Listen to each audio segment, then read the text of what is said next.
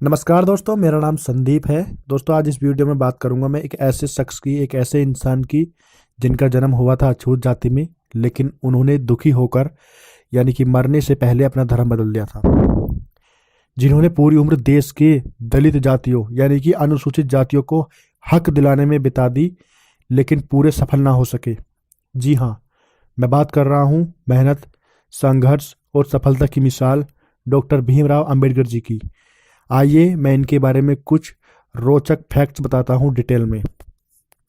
तो सबसे पहले तो दोस्तों मैं इनके जन्म के बारे में बताऊंगा आपको। देखिए, 14 अप्रैल 1891 को मध्य प्रदेश के एक छोटे से गांव में महू में इनका जन्म हुआ था। इनके पिताजी का नाम था रामजी मालोजी सकपाल और इनकी माताजी का नाम था भीमाबाई।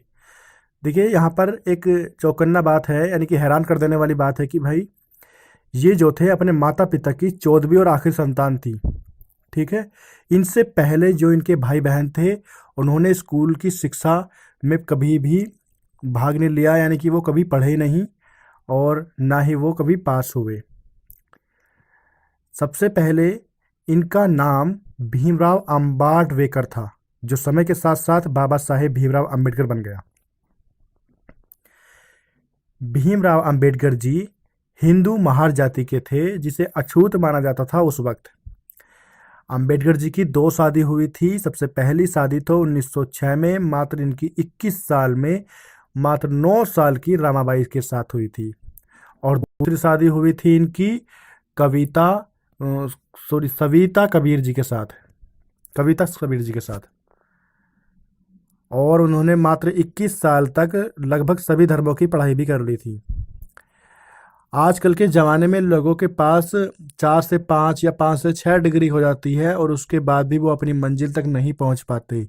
उस वक्त बाबा साहेब भीमराव अंबेडकर जी ने 32 डिग्री प्राप्त कर ली थी और वो विदेश जाकर अर्थशास्त्र में पीएचडी करने वाले पहले भारतीय बने थे।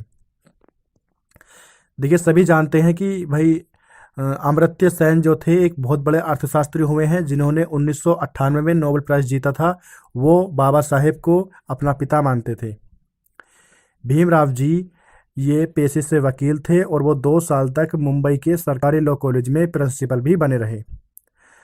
देखिए, देश के झंडे यानी कि हमारे देश का जो तिरंगा है, उसमें जो अशोक चक्र है, उसे लगवाने का श्रेय भी बाबा साहेब भीमराव अंबेडकर को ही जाता है।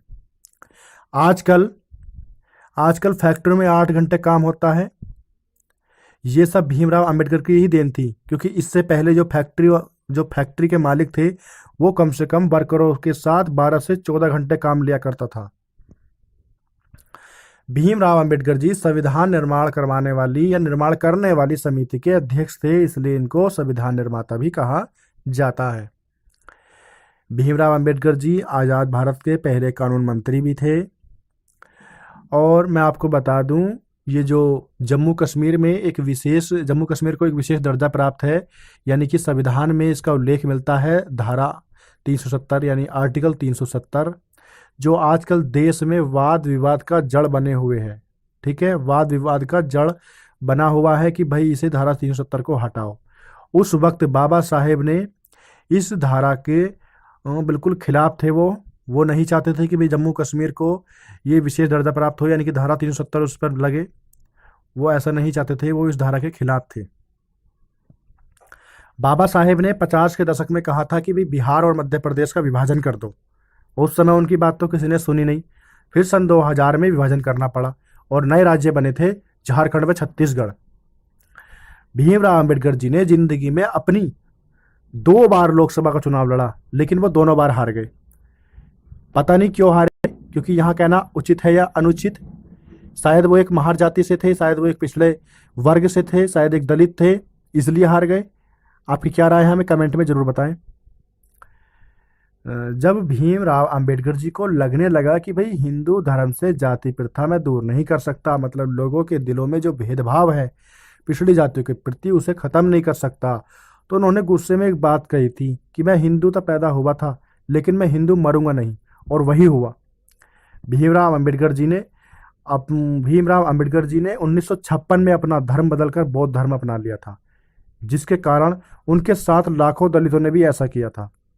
ठीक है, कहीं कहीं ये लिख रहा है कि 2 लाख दलितों ने बौद्ध धर्म को अपनाया, कहीं कहीं 5 लाख दलितों ने भी ये बौद्ध धर्म को अपनाया, कहीं कहीं ऐसा लिखा हुआ है। आपको क्या लगता है हमें कमेंट में ज़रूर बताएं। देखिए, आखिरी दिनों में भीमराव अंबेडकर जी डायबिटीज़ से बुरी तरह प्रभावित हो गए, यानी कि बीमार हो गए थे वो शुगर की बीमारी से, और 6 दिसंबर 1956 को दिल्ली में उनका निधन हो गया। उनकी मौत के लगभग 34 साल बाद 1990 में बाबा साहेब भीमराव अंबेडकर जी को भारत का सबसे बड़ा पुरस्कार भारत रत्न दिया गया। यहाँ पर एक प्रश्न करूँगा मैं कि क्या देश में आरक्षण की शुरुआत बाबा साहेब भीमराव अंबेडकर ने की थी? नहीं। दरअसल देश में आरक्षण की शुरुआत बाबा साहेब भीमराव अंबेडकर ने नहीं की थी, बल्कि कोल्हापुर के महाराजा छत्रपति साहूजी महाराज ने 1901 में पिछड़े वर्गों से, यानी कि दलित वर्गों से उनकी गरीबी दूर हटाने के लिए की थी। उसके बाद ये वही चलता रहा और 1943 में अंबेडकर जी ने नेशनल लेवल पे, यानी कि राष्ट्रीय स्तर पर अनुसूचित जातियों यानी दलित वर्गों के लिए सरकारी नौकरियों और शिक्षा के क्षेत्र में आरक्षण की मांग की। ये सपना पूरा हुआ और अंबेडकर के संविधान समिति का अध्यक्ष बनने के बाद।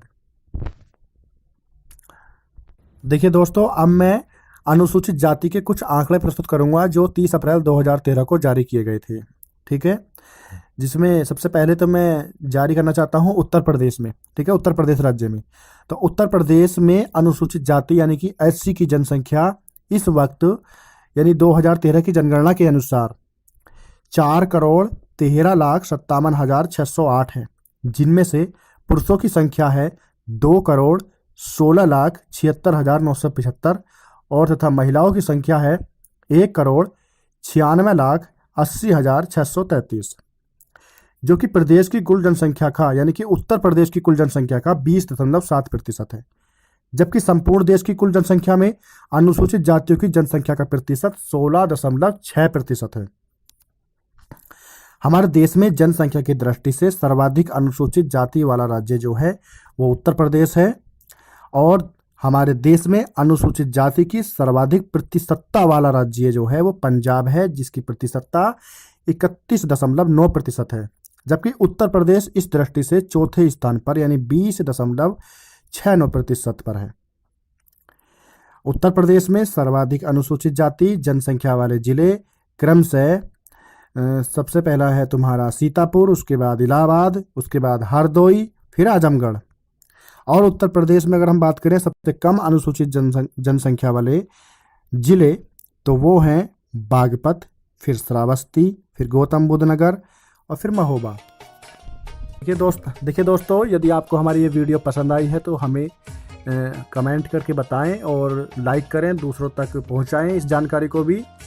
यदि आप भीमराव अंबेडकर जी के बारे में कुछ और भी जानते हैं, कुछ और फैक्ट्स भी जानते हैं तो कमेंट में हमें ज़रूर बताएं। और हाँ, यदि आप हमारे चैनल पर नए हैं तो प्लीज़ दोस्तों हमारे चैनल को सब्सक्राइब कर लीजिए, क्योंकि हम इसी तरह के रोचक फैक्ट्स अपने चैनल पर